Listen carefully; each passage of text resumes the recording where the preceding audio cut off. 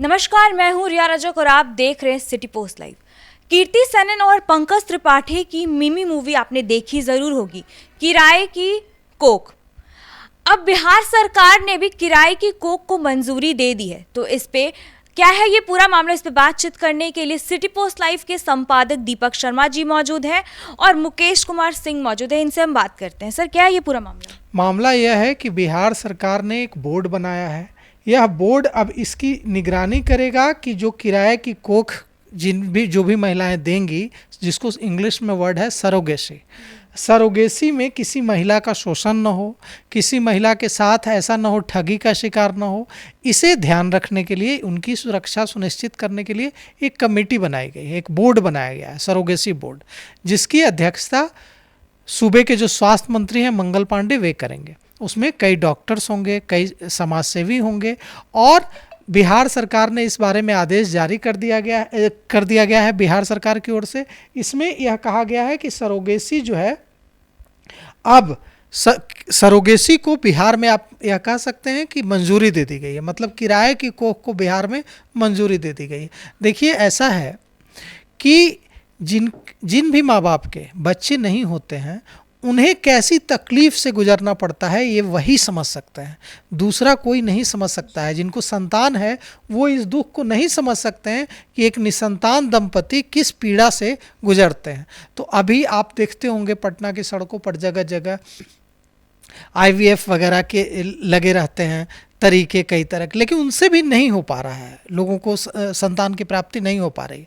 तो ऐसे में यह जो सरोगेसी को मंजूरी दी है बिहार सरकार ने, इससे निसंतान दंपति, जो बिहार के निसंतान दंपति हैं, जो बिहार से बाहर के दूसरे राज्यों के निसंतान दंपति हैं, उन सब को इसका बड़ा फ़ायदा मिलेगा कि वे किसी भी दूसरी महिला से संपर्क कर सकते हैं और अगर वो महिला सरोगेसी के लिए, यानी कि हिंदी में अगर कहें तो अपनी कोख को किराए की कोख जिसे आप कहते हैं, तो सरोगेसी के लिए अगर वो महिला तैयार होती है तो वो महिला और उनमें अनुबंध होता है और एक करार के मुताबिक दोनों परिवार आपस में जुड़ते हैं। अभी तक क्या होता था कि यह जो काम है चोरी छिपे होता था, क्योंकि कोई इसका लीगल रूट नहीं था। अब जब यह कानूनी इसे एक प्रक्रिया बन जाएगी, जो जिसके लिए एक बोर्ड बनाई गई है, तो उनके अधिकारों की रक्षा हो पाएगी। इसमें कई तरह के प्रावधान किए गए हैं, जैसे महिला की सुरक्षा, महिला के लिए बीमा, और जो सरोगेसी के लिए मंजूरी देंगी जो महिला, उनके लिए कई तरह का उनकी सुरक्षा कवच के रूप में यह काम करेगा।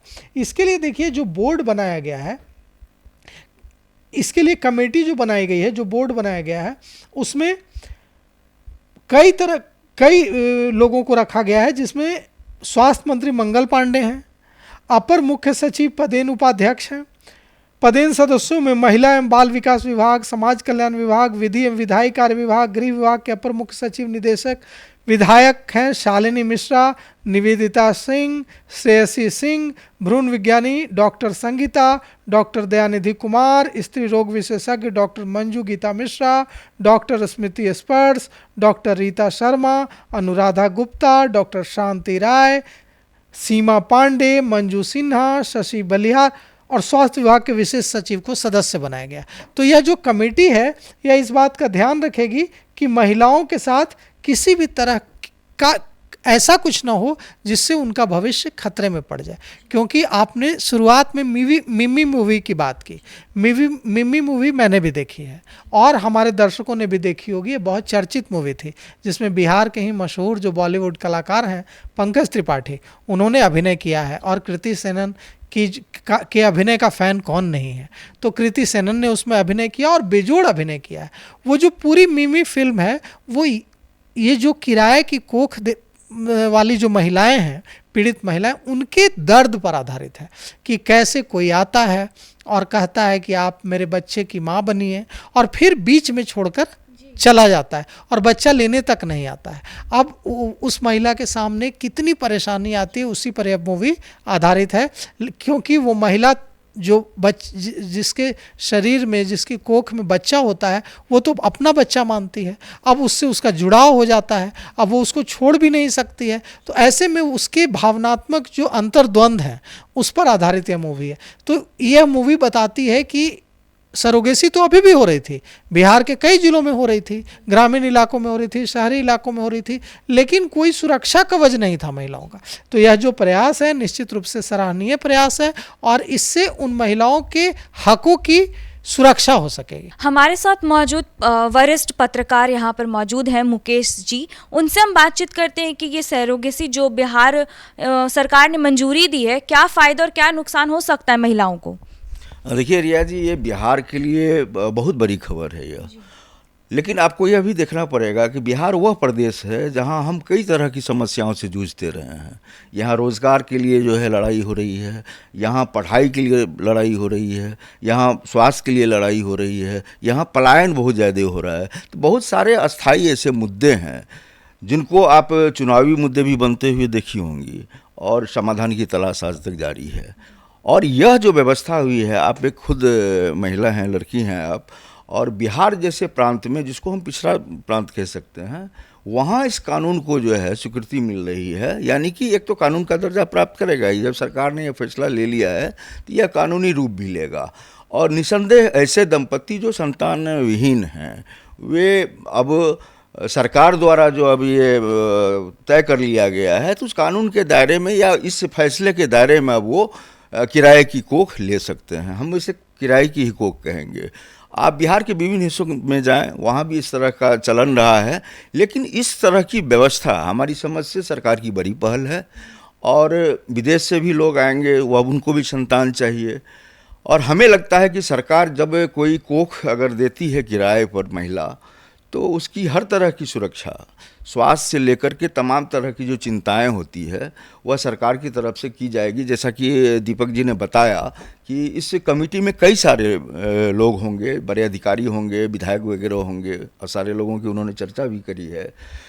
तो एक हमें लगता है कि किराए की कोख में एक राशि ज़रूर तय की जाएगी कि उस महिला को कितना मिलना चाहिए। और 9 महीने का जो पीरियड होता है, जो गर्भ धारण करी हुई होती हैं जो महिला, तो उनके लिए सारे जो इंतजामात हैं, जो व्यवस्था से होती है चिकित्सीय या और भी जो सहयोग करना होगा, वो सरकार की तरफ से किया जाएगा। और एक अच्छी राशि भी जो है उस महिला को सरकार उपलब्ध कराएगी। तो एक बड़ा प्रयास है, बिहार जैसे राज्य में यह प्रयास किया गया है, हमारे लिए बेहद सुखद बात है। और दीपक जी ने कहा भी, दीपक जी हम ये चाहेंगे कि आप इस पर भी चर्चा करें कि जिस तरीके से अभी चुनाव का मौसम है और अभी सौगातों की बरसात हो रही है, नीतीश कुमार ने कई योजनाओं को स्वीकृति दी है, और ऐसे में यह इतना बड़ा फैसला आ रहा है, इस पर आप क्या कहेंगे? एक चुनावी समय में ये फैसला, इसको लेकर देखिए, ये जो हम तो ये कहेंगे कि देखिए, ये ऐसा नहीं था कि जब तक ये आदेश जारी नहीं हुआ था तब तक सरोगेसी बिहार में नहीं चल रही थी। सरोगेसी चल रही थी, लेकिन इसे कोई कानूनी रूप नहीं दिया गया था। और यह एक तरह से जो सरोगेसी में जो लाभान्वित होने वाला था वो भी डरा हुआ रहता था, जो कि अपने को किराए पर दे रही थी महिला, सरोगेसी वाली महिला, वो भी डरी हुई रहती थी कि ऐसा ना हो। वे लोग छिपा कर रखते थे कि कानूनी पचड़े हो सकते हैं, दिक्कतें हो सकती हैं। ऐसे में जब एक कानूनी रूप इसे दिया गया है और इसके लिए बोर्ड बनाया गया है, तो जो एक्सप्लॉयटेशन होता है, देखिए मिडिल मैन हर जगह हावी हो जाता है। होता क्या है कि जिस व्यक्ति को बच्चा चाहिए वो व्यक्ति सीधे नहीं पहुंच पाता है महिलाओं तक, वो व्यक्ति किसी मिडिल मैन को पकड़ता है। अब वो मिडिल मैन जाता है, वो किसी महिला को तैयार करता है, वो जो निसंतान दंपति से 100 रुपये लेता है और जो महिला है उसको 5 रुपये देता है, 95 रुपये खुद रख लेता है, उसको उसका फ़ायदा नहीं मिल पाता है, सही तरह से दिक्कतें होती हैं कई तरह की। तो ये जो बोर्ड है, ये जो मिडिल मैन है, यह जो उनके अधिकारों की, किराए पर कोख देने वाली महिलाओं के अधिकारों की रक्षा नहीं हो पा रही थी, उनका शोषण हो रहा था, उन्हें इसका फ़ायदा भी नहीं मिल पा रहा था, ना आर्थिक फ़ायदा मिल पा रहा था, ना उनकी बेहतर तरीके से देखभाल हो पा रही थी। उन चीज़ों पर नज़र रखेगा। जैसा कि हमने देखा कि इसमें कई विधायक हैं, इसमें विधायक शालिनी मिश्रा हैं, इस श्रेयसी सिंह हैं, इसमें कई डॉक्टर्स हैं, कई बड़े डॉक्टर्स हैं, डॉक्टर संगीता हैं, स्त्री रोग विशेषज्ञ डॉक्टर मंजू गीता मिश्रा हैं, डॉक्टर स्मृति स्पर्श हैं, डॉक्टर रीता शर्मा हैं, डॉक्टर शांति राय हैं, सीमा पांडे हैं, मंजू सिन्हा हैं। तो ये जो महिलाएं हैं इसमें, ये